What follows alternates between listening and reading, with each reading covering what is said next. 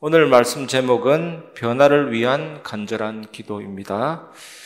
본문은 야고보서 1장 2절에서 4절, 야고보서 1장 2절에서 4절 같이 합독하겠습니다. 내 형제들아, 너희가 여러 가지 시험을 당하거든 온전히 기쁘게 여기라. 이는 너희의 믿음의 시련이 인내를 만들어내는 줄 너희가 알미라.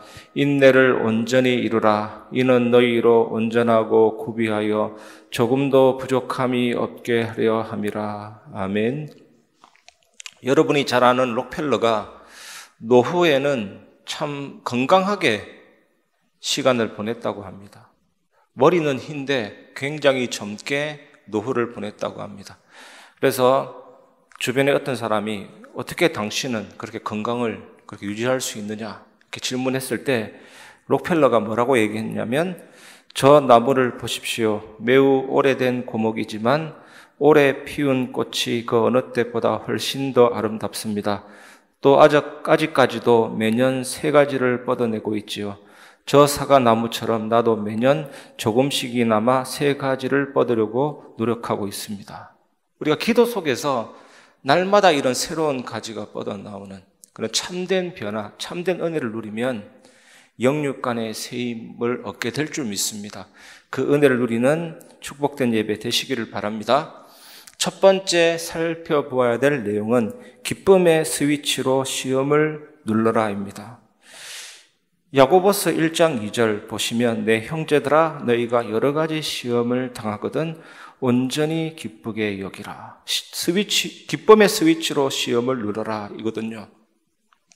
여기서 시험은 무엇을 의미할까요?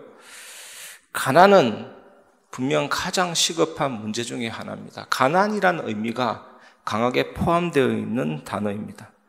야고보서에 보면 가난과 부에 대한 언급으로 가득 차 있습니다.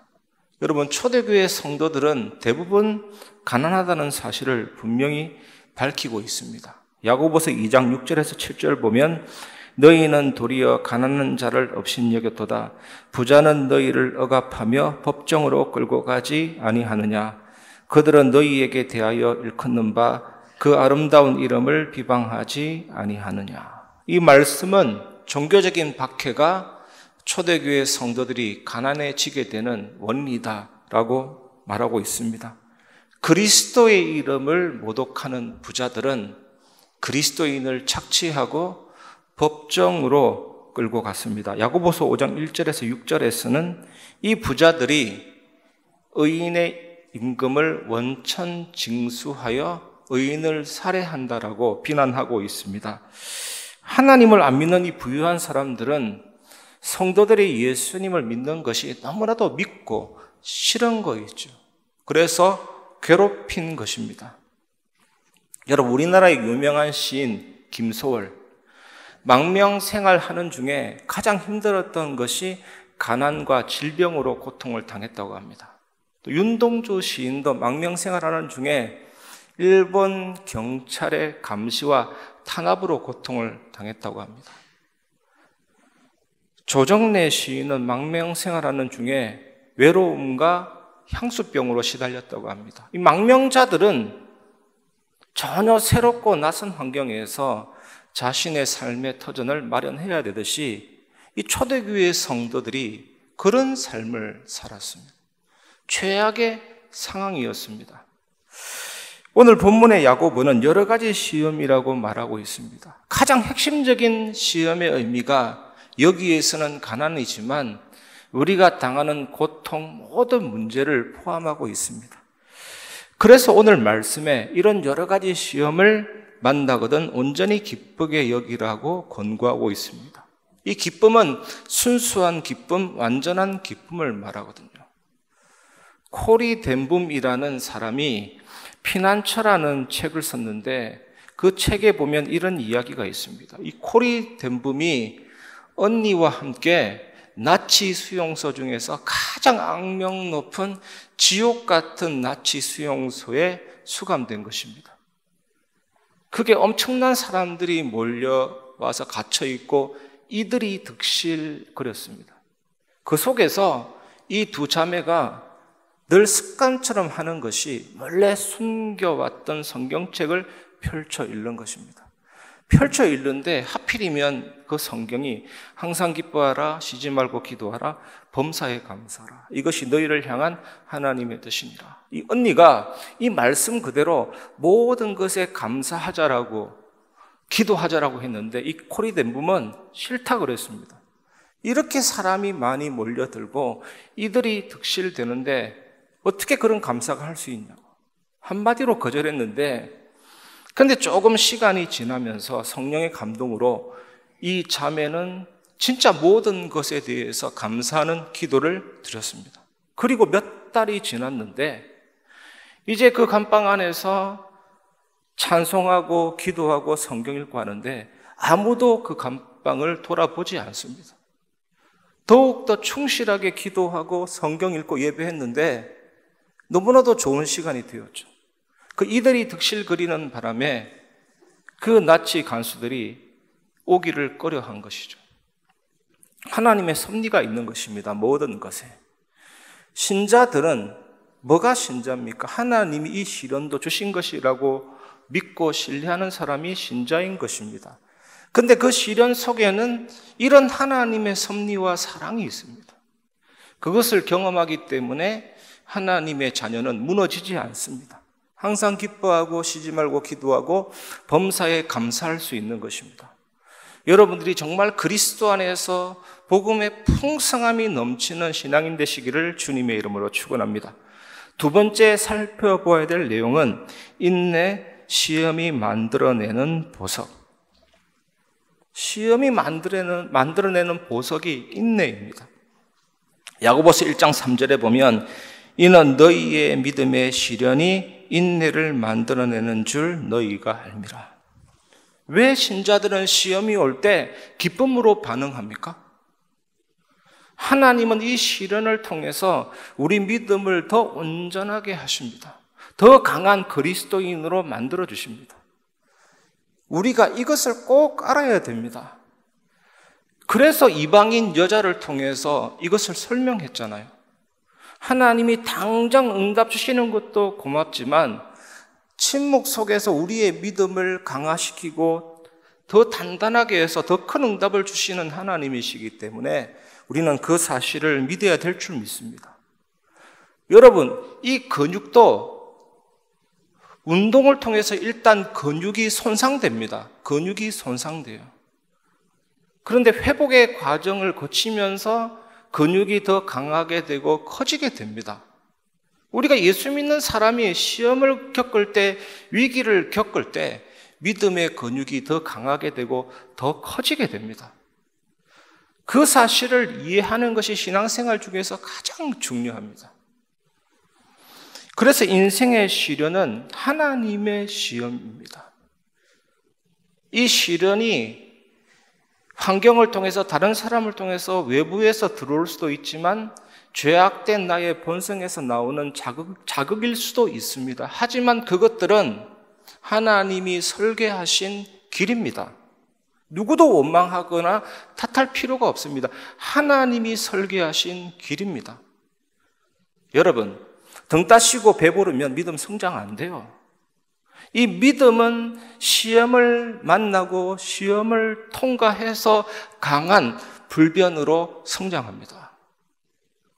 그래서 시험의 크기는 그 사람의 신앙의 엄청난 응답을 말하고 있는 것입니다. 다른 사람을 보면서 저 사람은 아무런 어려움이 없다, 부러워하지 마세요. 그거 좋은 거 아닙니다. 저 사람을 보니까 시험이 있다. 아, 그리스도인이구나. 저 사람 보니까 시련이 있다. 그리스도인이구나. 더 크게, 더 강하게 만들어 가시구나. 그게 하나님의 방법입니다. 시험, 누가 시험을 좋아하겠습니까? 사실은 시험은 아무도 좋아하지 않습니다. 하지만 그 시험은 하나님의 택한 백성이 유익되도록 하나님이 허락하신 것입니다. 그리고 그 시험을 충분히 감당할 수 있도록 겪을 수 있는 시험만 주십니다. 원망불평하지 마시기를 주님의 이름으로 축원합니다. 그래서 고린도전서 10장 13절에 보면 사람이 감당할 시험 밖에는 너희가 당한 것이 없나니 오직 하나님은 미쁘사 너희가 감당하지 못할 시험 당함을 허락하지 아니하시고 시험 당할 즈음에 또한 피할 길을 내사 너희로 능히 감당하게 하시느니라. 그래서 우리들은 하나님이 주시는 시험, 시련이 어떤 것이든지 나의 유익을 위해서 줬다라는 사실을 믿고 기쁨으로 감당해야 됩니다. 기쁨으로 감당 안 하면 또 어떻게 합니까? 낙심하고 좌절하면 무너지는데요. 기쁨으로 감당하면 참된 은혜의 빛이 우리에게 비춰주게 될 줄 믿습니다. 여러분께 질문 드리고 싶습니다. 그리스도로 만족하면 시험이 끝납니까? 그리스도로 만족하면 시험이 없어집니까? 여러분, 단순히 그리스도로 만족한다고 해서 시험이 없어지는 것 아닙니다. 시험은 우리 삶의 일부입니다. 시험이 없이 산다는 것은 무생물로 산다는 것과 똑같습니다. 우리는 너무 엉뚱한 것을 요구해요. 문제 없기를 바라고 시험 없기를 바라는데 그거는 시체입니다. 그거는 무생물입니다. 그건 무감각입니다. 시험이 있다라는 것은 내가 살아있다라는 겁니다. 나의 신앙이 살아있다라는 겁니다. 그리스도로 답을 내리고 만족한다고 시험이 끝나거나 없어지는 것은 아니지만 그 시험을 이기고 그 시험을 정복하고 은혜로 참된 축복을 누리게 됩니다. 이것이 바른 방향입니다. 시험 없기를 기대하지 마시고 문제 없기를 바라는 그 내면은 생각 없이 그냥 무감각하게 지내고 싶다 아닙니까? 좀 게으른 겁니다. 아니 좀 생각하시고 시험이 와도 복음 생각하면서 통과하시기를 주님의 이름으로 축원합니다. 아무 생각 없이 살기를 바라십니까, 여러분? 그냥 무생물처럼 살기를 바라십니까? 그냥 밋밋하기를 바라십니까? 시험이 없기를 바라지 마시기를 바랍니다. 시험이 와도 그리스도 안에서 이길 수 있다. 내게 능력 주시는 자 안에서 내가 모든 것을 할 수 있다. 그게 신앙입니다, 여러분. 우리가 바라는 게 너무 비성경적이고 엉뚱할 때가 많습니다. 다른 엉뚱한 것을 보고 비교하지 마시고 여러분의 시험이 있다, 위기가 있다. 가장 정상적인 상태입니다. 그 축복을 누리시기를 주님의 이름으로 축원합니다. 시험이 인내라는 보석을 만들어냅니다. 세 번째, 인내의 열매, 영원한 기쁨입니다. 야고보서 1장 4절, 인내를 온전히 이루라. 이는 너희로 온전하고 구비하여 조금도 부족함이 없게 하려 함이라. 사실 우리는 시험을 잘 참지 못하고 인내, 기다리는 것을 어려워합니다. 특히 여러분, 어린아이한테 선물 약속을 함부로 하지 마시길 바랍니다. 선물 약속 함부로 하지 마세요. 굉장한 시험이 됩니다. 굉장한 희망 고문입니다. 어린아이들은 기다리지를 못해요. 당장 얻기를 바랍니다. 이틀 후에 줄게 그러면 그 아이를 고문하는 겁니다. 아마 그럴 겁니다. 여러분, 아담이 사탄의 유혹을 당해서 시험에 빠졌습니다.